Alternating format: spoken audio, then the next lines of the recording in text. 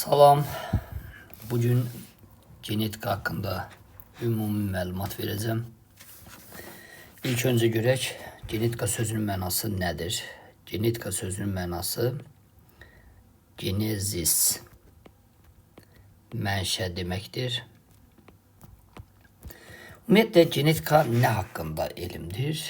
Genetika irsiyyət və dəyişkənlik haqqında elmdir. Yazırıq bunu. İrsiyyət və dəyişkənlik haqqında elmdir. Genetikada istifadə olunan terminlər barədə ilk öncə məlumat verəcəm. Amma bir şey də deyim ki, genetika elminin banisi Grigor de Mendel sayılır. Ətraflı danışacağıq. Deməli, gəlin birinci genetikada istifadə olunan terminlərin adlarını yazaq. Genetikada istifadə olunan terminlər birinci yazaq dominantlıq. Dominant gen. Nədir dominant gen? Deməli, dominant gen hakim gen deməkdir. Yəni üstün gen. Üstün və yaxud da hakim gen deyilir. Dominant gen adətən böyük hərflə işarə olunur. Məsələn, böyük A hərfi ilə və yaxud böyük B hərfi ilə və yaxud böyük C hərfi ilə və s. İkincisi, resessiv gen anlayışı var. Resessiv gen anlayışı var. Resessiv gen nədir bəs? Bu isə dominant genin əksi, yəni gizli saxlanılan, yəni hakim olmayan gen deməkdir. Bunlar da kiçik hərflərlə işarə olunur. Bayaqki hərflərin əksini yazıb, bax, belə qeyd edə bilərik. Adətən belə bir şey deyim. Mendel ilk dəfə noxud bitkisi üzərində çarpazlaşma aparıb və birazdan o çarpazlaşmaları deyəcəyik. Noxud bitkisi üzərində çarpazlaşmalar aparıb, amma o noxud bitkisində dominant genləri də qeyd edib. Məsələn, dominant əlamətlər hansı əlamətlər olub? Məsələn, sarı. Bəs o rəngindir də, düzdür, rəng əlamətinin iki allel olub. Biri sarı olub, biri yaşıl. Yaşıl rəng onun resessivi olub, sarı rəngi onun deməli dominant olub. Ona görə də o sarı rəngi böyük A ilə işarə edib, yaşıl rəngi isə kiçik A ilə işarə edib. Və yaxud da forma əlamətinə fikir verib. Formada belədir ki, hamar forma yenə dominant sayılıb, onu böyük B ilə işarə edib. Amma qırışıq əlaməti isə resessiv əlamətdir. Onu da kiçik B ilə işarə edib. Yəni, dominantlıq və resessivlik, bax, budur. Sonra, davam edək başqa hansı terminlərdən danışaq. Homozigotluq, heterozigotluq anlayışına da bir baxaq. Yazaq bura birincisi. Homozigotluq və heterozigotluq. Gəlin görək elə burada. Bunlar ümumiyyətlə nədir bu terminlər? Deməli, homozigotluq. Homo eyni deməkdir, hetero müxtəlif deməkdir. Bu heç. Bunu indi kitab cümlələrindən istifadə eləmək istəmirəm. Çalışıram sadə dildə izah edeyim. Onu da deyəcəm. Homozigotluq belə bir şey var ki, deyir, parçalanma vermir. Parçalanma vermir. Amma heterozigotluq isə parçalanma verir. Yəni, bu terminlər sizə qəribə gələ bilər, amma mən indi onların izahatını verəcəm. Parçalama vermir və yaxud da parçalama verir nə deməkdir, onu deyək. Birincisi, belə deyim. Hər hansı bir somatik hüceyrədən söhbət gedirsə və yaxud da zigotdan söhbət gedirsə, onun xromosom dəsti 2N olaraq qeyd olunur. Düzdür? Yəni, diploid xromosom dəstini qeyd edirik. Və bunlar diploid haldadırsa, iki qametin birləşməsindən yaranıb. Yəni, belə deyək, diploid haldadırsa o genlərin bir-birinə birləşməsinin 3 forması var. Ya böyük A böyük A, ya böyük A kiçik A, ya da kiçik A kiçik A forması var. Söhbət elə homozigotluqdan getmir. Onun qarşısına yazmışam elə anlaşılmasın. Yəni mən deyirəm ki, yəni diploid formada, düzdür? Bu belədir. Bunların içərisində homozigot olanlar böyük A və kiçik A kiçik A'dır. Heterozigot olanlar isə təbii ki, böyük A kiçik A'dır. Bax budur. Yəni müxtəlif genlidir. Gəlin burada parçalanma verir və yaxud da vermir anlayışına diqqət eləyək. Parçalama verir və yaxud da vermir nə deməkdir? Bu yuxarı yazdığım böyük A və kiçik A kiçik A. Tutaq ki, böyük A A'dan danışıram.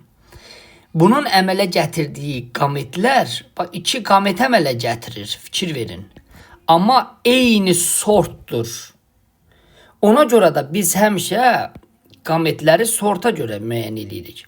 Onun əmələ gətirdiyi qametlər ikisi də eyni geni daşıdığı üçün ona deyirik parçalanma vermir. Və yaxud kiçik A, onun da əmələ gətirdiyi qamet eyni geni daşıdığı üçün parçalanma vermir. Amma heterozigot gen isə müxtəlif sort qametləri əmələ gətirir. Ona görə biz ona deyirik parçalanma verir. Bax bu anlayışdır. Sonra davam eləyək növbəti terminlərlə. 5-ci. Allel və yaxud da qeyri-allel anlayışını izah edəcəm. Allel genlər və qeyri-allel genlər. Bunlar nədir? Deməli, allel gen eyni əlamətə cavabdeh olan genlərdir. Məsəl üçün, biz demişik ki, bayaq da dedik, özür istəyirəm. Dedik ki, tutaq ki, rəng əlamətinin 2 alleli var. Biri sarı, biri yaşıl. Və yaxud da forma əlamətinin 2 alleli var. Biri hamar, biri qırışıq. Bax, buna deyirlər allel. Yəni, bax, böyük A ilə kiçik A bir-biri ilə allel sayılır. Böyük B ilə kiçik B bir-birindən allel sayılır. Və yaxud da böyük C ilə kiçik C bir-birindən allel sayılır. Amma qeyri-allel genlər artıq müxtəlif əlamətlərə cavabdeh olan genlərdən söhbət gedir. Məsəl üçün, baxın, bunlar bir-birindən qeyri-allel sayılır. Bunlar bir-birindən qeyri-allel və yaxud B, C və s. və s. Yəni, müxtəlif hərflər. Bunlar müxtəlif əlamətlərə cavabdeh olan genlərdir ki, qeyri-allel sayılır. Sonra növbəti terminlərdən danışaq. Məsələn, valideyn. Bir də nəsil məsələsi var. Deməli, valideyn anlayışı P ilə işarə olunur. Valideyn, parentali. Nəsil isə o filiali, qız, nəsil, yəni F anlayışı, F hərfi ilə işarə olunur. Burada yadımdan çıxıb bir şey demək. Deməli, erkəyin işarəsi, bax, belə işarə olunur. Ox atan. Sonra dişinin işarəsi isə güzgü işarəsi. Yəni o Veneiranın şərəfinə nəsə belə bunu yadda saxlayarsınız. Sonra erkəyi başqa cür bax belə işarə eləyirlər. Dişini belə işarə eləyirlər. Əgər bunlar içərisi doldurulmuş şəkildədirsə, deməli xəstə gen sayılır. Və s. Bunların haqqında da danışarıq. Sonra 9-cu yerdə monohibrid anlayışını izah edəcəm. Monohibrid anlayışını. Monohibrid anlayışı nədir?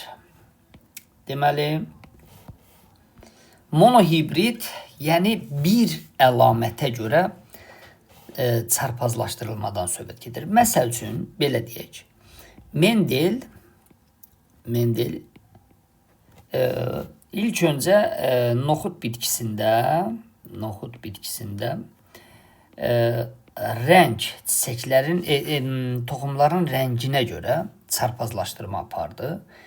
Bayaq dediyimiz kimi sarı rəngi böyük A ilə, yəni dominant rəng olduğu üçün, yaşılı isə kiçik A ilə işarə etdi. Düzdür?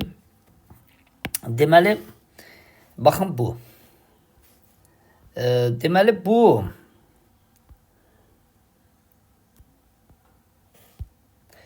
baxın burada. Diqqətlə qulaq asın. Deməli, baxın, sarı rəngi böyük A ilə, yaşıl rəngi kiçik A ilə işarə etdi. Deməli, sarı homozigot, yəni böyük A, şəkil üzərindən baxın, sarı homozigot. Böyük A ilə yaşıl noxudu çarpazlaşdırıb. İndi burada şəkildə verilib, amma mən sizə onu daha istəyirəm aşağıda yazıb daha aydın şəkildə izah edeyim. Burada böyük A bir sort qamet verir. Kiçik A bir sort qamet verir. Sonra bu qametlər birləşərək böyük A, kiçik A, yəni F1 nəslini yaradır. Baxın, burada da şəkildə verilib F1 nəsli böyük A, kiçik A. 100%, yəni bundan başqa heç nə alınmır. Baxın, burada bir dənə diqqət eləməli bir şey var ki, deməli uşaqlar, birinci çarpazlaşmada, yəni valideynlər, bunlarda çarpaz tozlanma aparıb, müxtəlif genlərdir. Amma ikincidə isə aldığı F1 nəslini öz-özünə çarpazlaşdırır. Öz-özünə çarpazlaşdırır. İndi gəlin ona baxaq. Baxın bu. Böyük A, kiçik A-nı öz-özünə çarpazlaşdırır. Böyük A, kiçik A. Bu neçə sort qamet verir? 2 sort. Bu da həmçinin 2 sort qamet verir. Bunun qametləri, bax, birincinin qametləri buradadır. Şəkil üzərindən göstərirəm. İkincinin qametləri buradadır.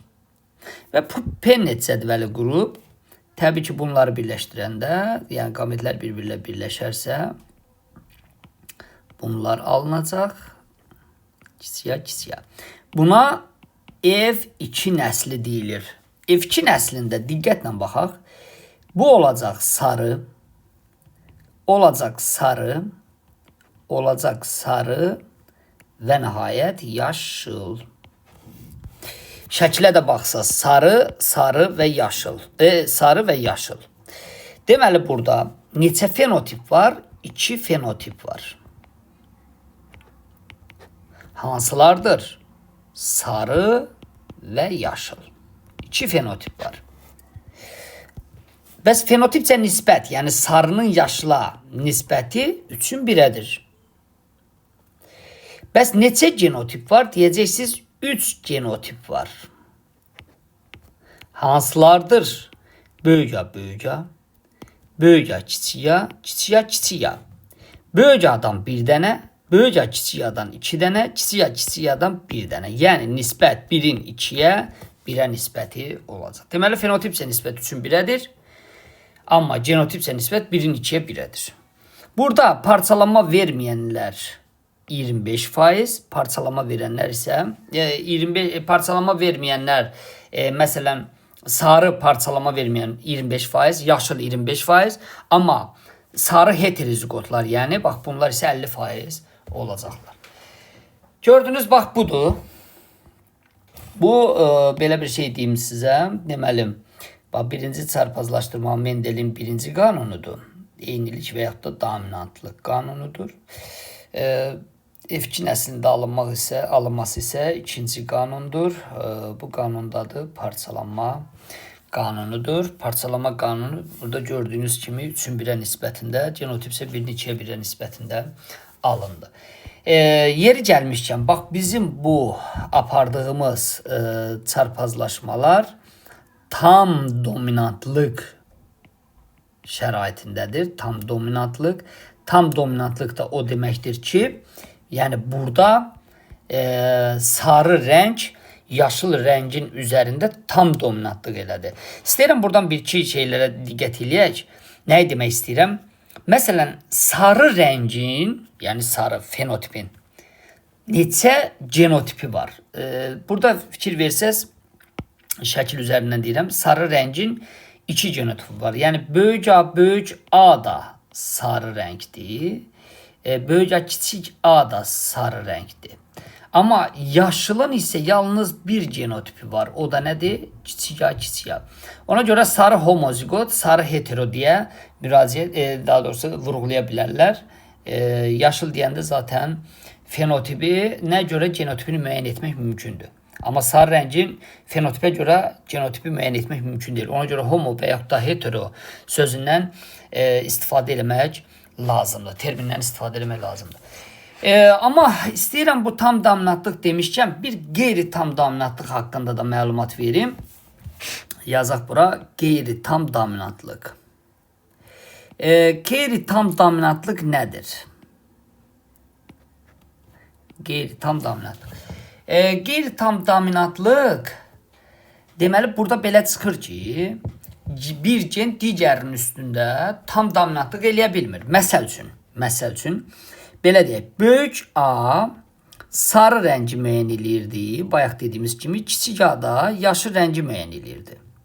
Belə olan halda böyük A sarı rəngi üzə çıxarır. Böyük A kiçik A da sarı rəngi üzə çıxarır. Kiçik A yaşıl rəngi üzə çıxarır. Bu tam dominantlıq şəraitindədir. Bax, tam altına yazdım.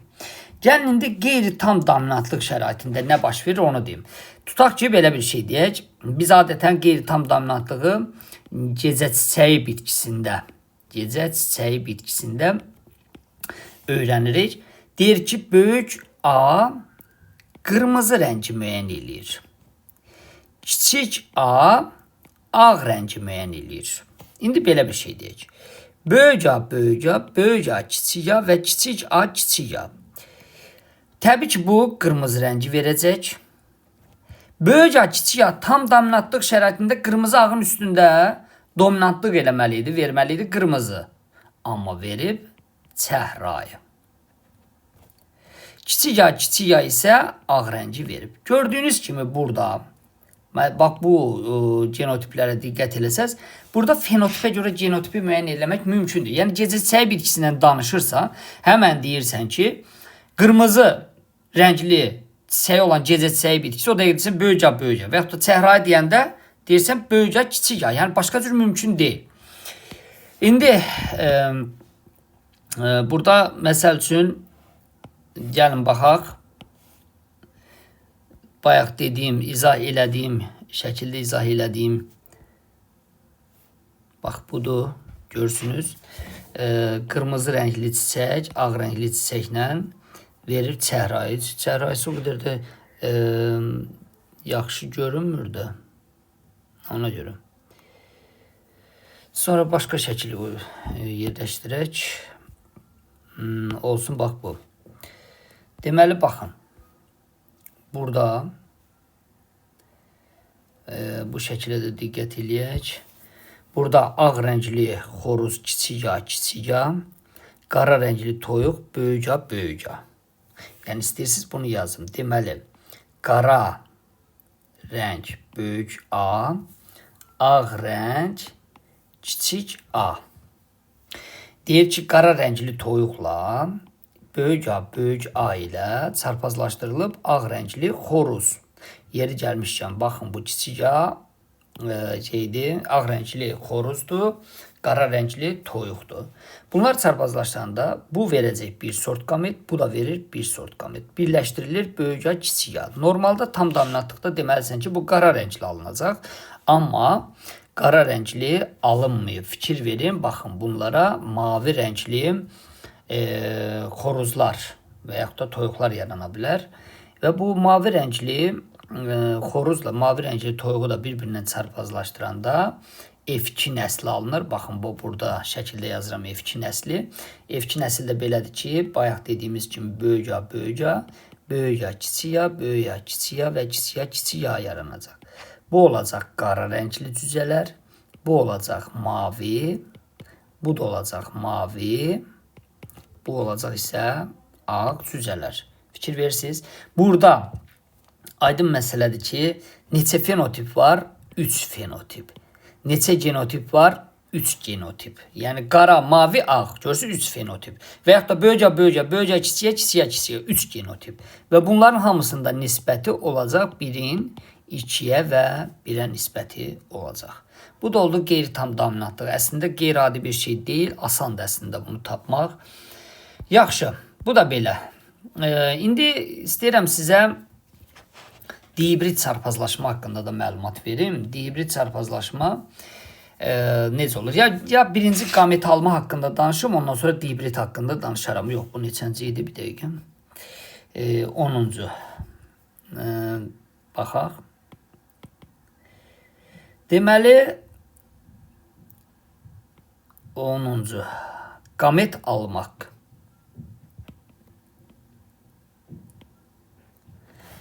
Nədir qamet almaq? Bunun haqqında danışım. Deməli,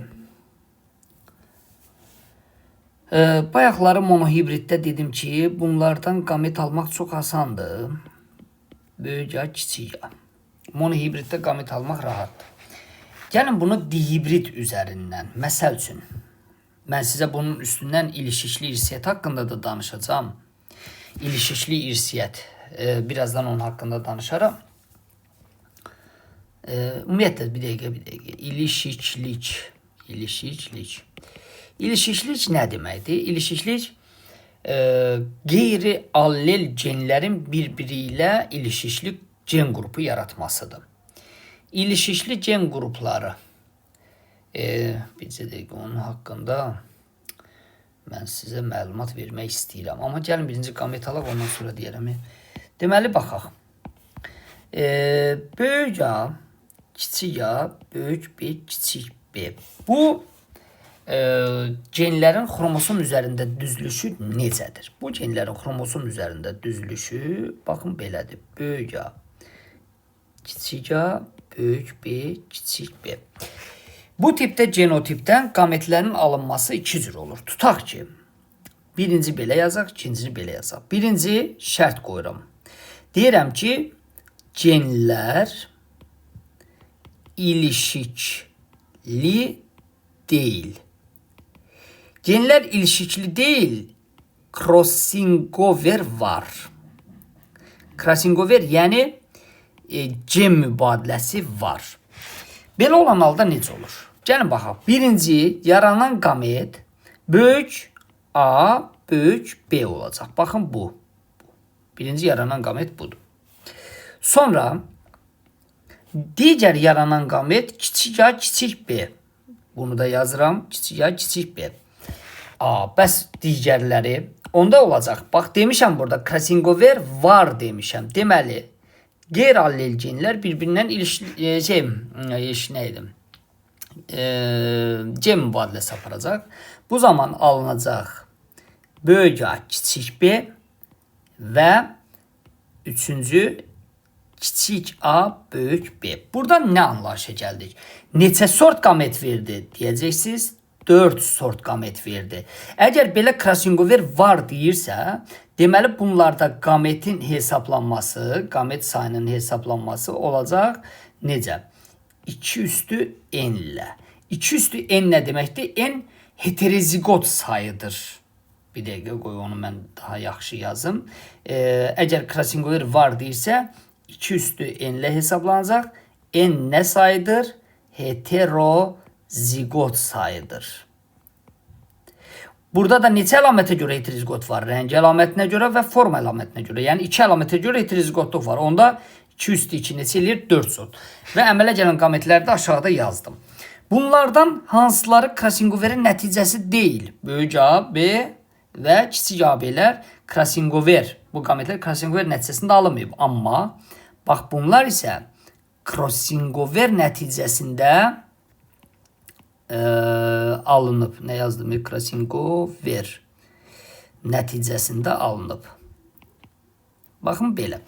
İndi gəlin ikinci varianta baxaq. İkinci variant dedim ki, nədir? İkincidə olsun, genlər ilişiklidir. İlişiklidir. İlişikliklə crossing over tərs mütənasibdir. Onda crossing over olmayacaq. Yəni yox.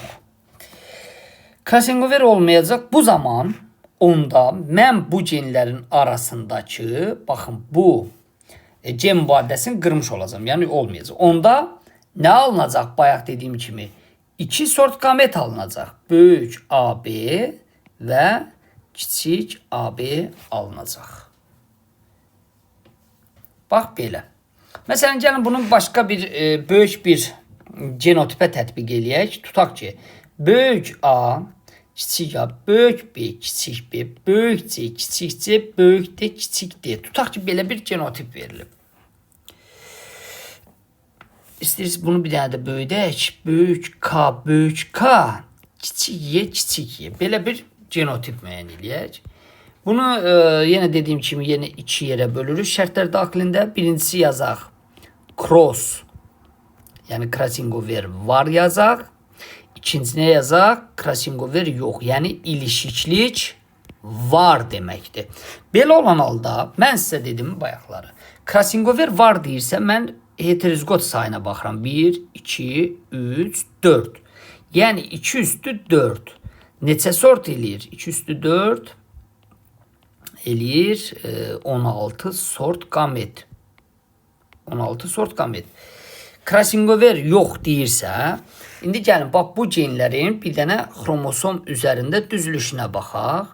Böyük A, kiçik A, böyük B, kiçik B, böyük C, kiçik C, böyük D, kiçik D, böyük K, böyük K, kiçik Y, kiçik Y. Əgər bunlar arasında crossing over yoxdursa, onda alınan qametlər biri bu olacaq. Yəni 1 yazıram, böyük A, B, C, D, K və kiçik Y. İkincisi isə alınacaq kiçik A, B, bu kiçik C, D, böyük K və kiçik Y. Baxın, bunlar alınacaq. Nəysə, qamet almaq da bax belə olur. Sonra ilişkilik haqqında da danışdıq. Burada crossing over məsafə ilə düz asılıdır. Onu da deyəcəm indi sizə. Sonra bunun haqqında bir dənə danışaq. Bunun haqqında bir dənə danışaq. Deməli, bu ilişiklik haqqında bunu kitabdan çəkib qoyuram bura. Burada Morgan ilişiklik haqqında Morgan danışmışdı. Morgan qanunun müddəaları var. Əsas müddəalar, bax, altına xətt çəkirəm.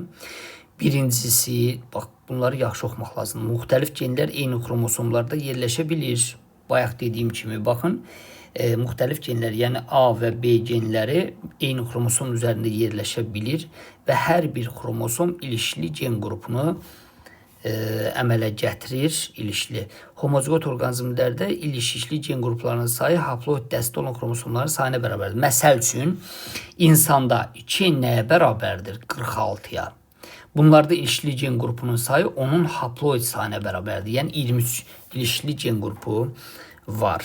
Sonra hər bir gen xromosomda müəyyən bir yer tutur. Locus, location işlədir ki, bax bu. Yəni tutduğu yer locus adlanır və xromosomlarda genlər düz xətt üzrə yerləşir. Sonra üçüncüsü, homoloji xromosomlar arasında allel gen mübadiləsi gedir. Allel gen mübadiləsi nədir? Crossing overdir. Bayaq dediyim kimi, xromosomlarda genlər arasında olan məsafə crossing overlə sayına düz mütənasibdir. Yəni, həm də ki, belə bir şey deyim, genlər bir-birindən nə qədər uzaq yerləşərsə, belə deyək ki, tutaq ki, belə bir düzlüşdür. Deyirəm ki, A ilə Y arasında crossing over ehtimalı daha böyükdür. A ilə B arasında crossing over ehtimalı daha kiçikdir. Amma ilişiklikdə bunun əksinədir. Yəni, A ilə B arasında ilişiklik daha yüksəkdir. A ilə Y arasında ilişiklik aşağıdır. Bax buna. Bir də bu şəkil var. Pomidor bitkisinin gen xəritəsi, hansı ki bu ötən illərin hansısa qəbuluna düşmüşdür özə situasiyasına. Ona görə bunlara biraz diqqət eləmək lazımdır. Bu da belə. Sonra sizlərə nəyin izahını vermək istəyirəm. Bir dəqiqə baxaq. Yadıma düşsün. Sonra baxın. Buna baxmaq lazımdır. Buna. Mən həmişə deyirəm uşaqlara ki, bunları əzbərləmək lazımdır. Qoy bu tərəfə yazaq. Bunları əzbərləmək lazımdır. Bunlar demək olar ki, düşür. Nədir ki, hansı insanlarda, məməlilərdə, suda-qurda yaşayanlarda xromosom yığımı drozofildə olduğu kimidir. Yəni, erkək XY, dişi isə XX olur. Quşlar sürünənlərdə isə dişi heterogamet canlılardır. Yəni, dişilər XY, erkəklər isə XX olur. Aşağıda verir, baxın. Deyir ki, düz qanadlılar və taxta bitlərdə isə əksinə deyirsən ki, bunların dişiləri XX olur, erkəklərdə Y xromosomu olmur, X0 olur. Amma cüvələrdə isə erkəklərdə XX, dişlərdə X0 olur. Aşağıda da bax, qamet alıb çarpazlaşdırmanı açıq şəkildə verib. Sonra istəyirəm qeyri-allel genlərin qarşılıqlı təsirindən də bir-iki kəlmə deyim. Yazaq görə gələm. Qeyri-allel genlərin qarşılıqlı təsiri. Qeyri-allel genlərin qarşılıqlı təsiri. Görək necə olacaq bunlar. Qeyri-allel genlərin qarşılıqlı təsirinin hansı növləri var? İstəyirəm bunların ikisi haqqında məlumat verim. Hansılardır? Deməli, bir, komplementar təsir haqqında bir məlumat verərik. Komplementar təsir. Komplementar təsir haqqında danışaram. Bir də epistas haqqında danışaram. Birinci gəlin komplementar təsir haqqında məlumat verim sizə. Komplementar təsir nədir? Qox görün, burada şəklini çəkmişəmsə. Hə, burada var. Komplementar təsir. Deməli, burada nədir söhbət, nədən gedir?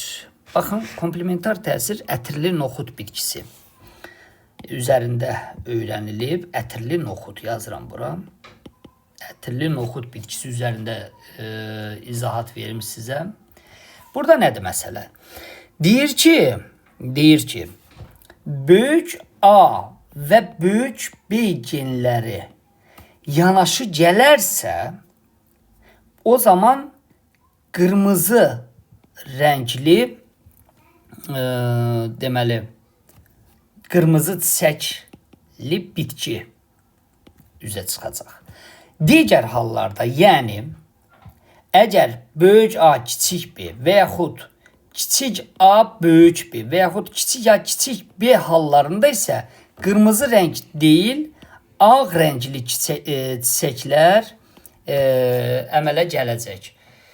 İndi bax, bunu nəzərdə tutur. Məsəl üçün, biz dihibrid çarpazlaşmadan danışırıq. Mən dihibrid haqqında heç danışmadım, amma əslində məlumatı vermişdim. Tutaq ki, belə bir şey deyim.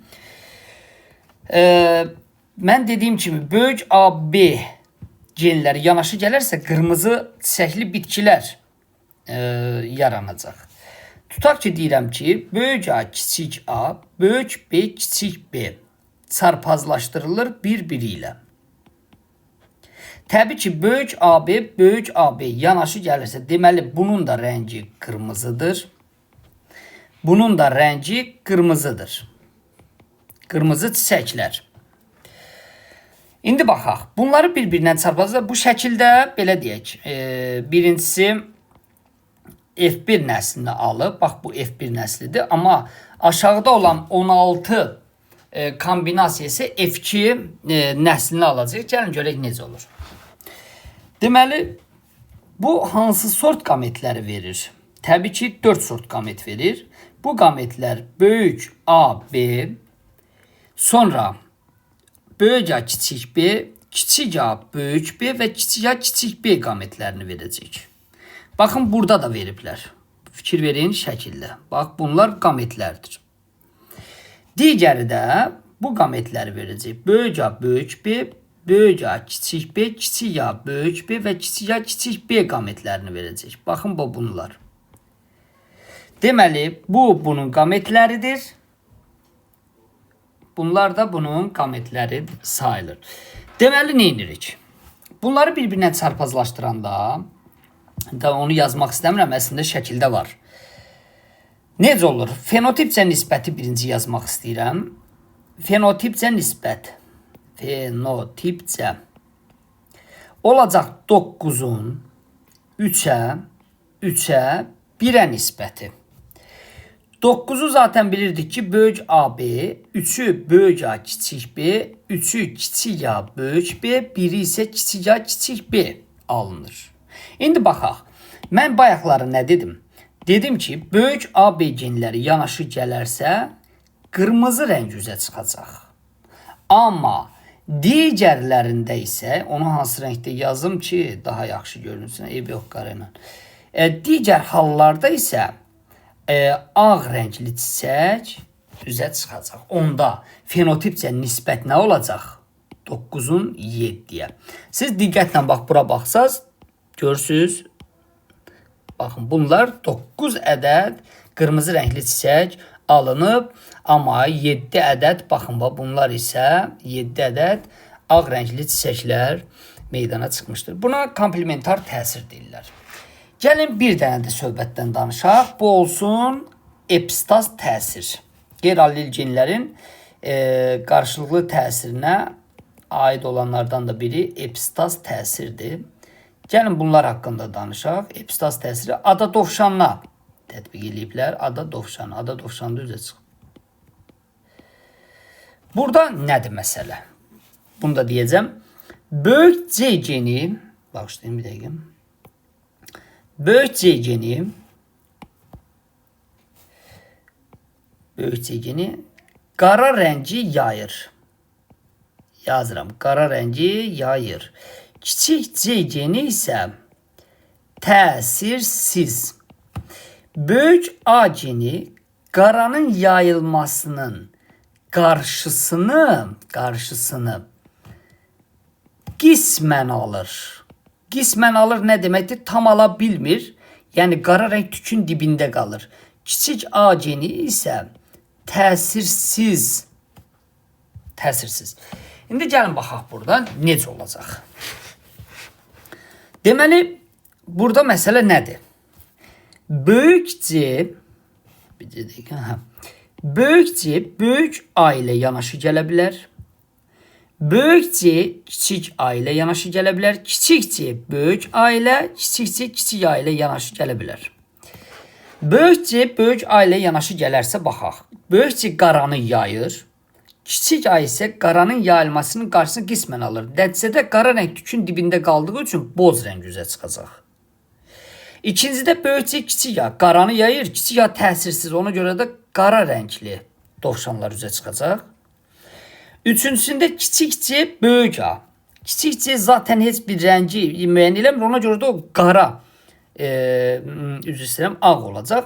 Zaten böyük A onun yanındasa böyük A qaranın yayılmasının qarşısını alırdı. Kiçik C-yə təsir eləməyəcək. Ona görə ağ rəng bu bir də təsirsiz olduğu üçün ağ rəng qalmış olacaq. İndi burada mən sizə nəyi izah eləmək istəyirəm?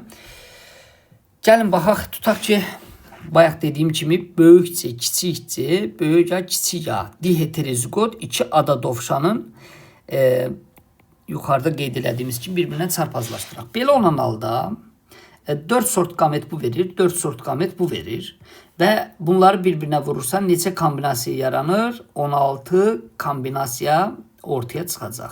16 kombinasiya. Bu 16 kombinasiyada biz həmişə dediyimiz kimi fenotipcə nisbət nə olur? Fenotipcə nisbət, deyirdik 9'un 3'ə 1'ə. 9 olur böyük C böyük A. 3'ü olur böyük C kiçik A. 3'ü olacaq kiçik C böyük A. 1'i olacaq kiçik C kiçik A. Belə olan halda deyirik bu boz, bu qara, üçüncü ilə dördüncü isə ağ rəng olacaq. Onda fenotipcə nisbət neçə çıxacaq? Baxın, 9-un 3-ə və 4-ə. Fenotipcə nisbət deməli 9-un 3-ə və 4-ə olacaq. Genotipcə nisbət zaten dəyişməz. Nə bax burada komplementar təsirdə dəyişməz. 4-ün 4 dənə 2-yə, 4 dənə 1-ə nisbəti olacaq. Baxın budur. Həmçinin ada dovşanlarında da eyni şey olacaq. Sonra baxın bu şəkildir. Baxın bu şəkildir. Mən elə bunun haqqında indicə danışdım. Gördüyünüz kimi boz ada dovşanı ilə ağ ada dovşanını çarpazlaşdırıblar. Dihomozigotdur bunlar. Və onların verdiyi qametlər sonra F2 nəslini alıb. F2 nəsli bax budur. 4 sort qamet bayaq dediyim budur. Digər 4 sort qamet isə yuxarıdakılardır. Onları bir-birindən birləşdirəndə fikir verirsiniz. 1, 4 dənə, 5, 6, 7, 8, 9 dənə görürsünüz. Boz dovşan alınıb. 3 ədəd qara dovşan alınıb. Bax bunlardır. 3 ədəd qara və 4 ədəd isə ağ dovşan alınmışdır. Bu da qeyri-allel genlərin bir-birlə qarşılıqlı təsiri sayılır. Bu da belə. Bir də uşaqlar bacardığınız qədər genetik xəstəlikləri öyrənmək lazımdır. Genetik xəstəliklər mütləqdir. Sonra dominant və resessiv keçən əlamətlər var 9-cu sinifdə. Onları da öyrənmək lazımdır. Sonra X xromosomu ilə ilişkili gedən keçən xəstəliklərlə bağlı bir dənə izahat verim sizə.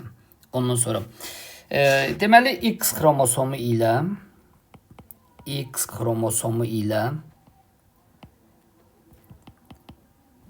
ilişikli keçən xəstəliklər. Deməli bu xəstəliklər hansılardır? Hemofiliya, özə resessiv keçən. Qoy bunu yazım, resessiv keçən hemofiliya və daltonizm haqqında məlumat verəcəm. Belədir ki, əgər deyirəm resessiv keçən, deməli bunların kiçik haşları, məsələn hemofiliya xəstəliyindən danışıramsa, kiçik haş xəstə olacaq, amma böyük haş sağlam olacaq. Və yaxud da bunu daltonizm üstündə desək də, böyük D sağlam olacaq. Sağlam, kiçik D isə xəstə olacaq. Bunlar X xromosomu ilə keçdiyi üçün, təbii ki, deyəcək böyük X-lar yazıram. Deməli, X böyük H, X böyük H, X böyük H, X kiçik H, X kiçik H, X kiçik H. X xromosomu ilə keçdiyi üçün bunların 3 forması var, amma Y xromosomu ilə keçmədiyi üçün bunun yalnız 2 forması var. X böyük H, Y və X kiçik H, Y kimi formaları var. Bunu olanda deyirik ki, bu sağlam qızdır. Sağlam qız oldu. Deməli,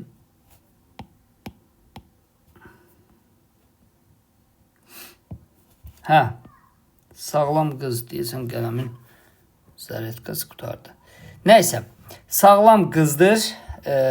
X böyük H, X böyük H sağlam qız. X böyük H, kiçik H daşıyıcı qız. X kiçik H, kiçik H isə xəstə qız olacaqdır.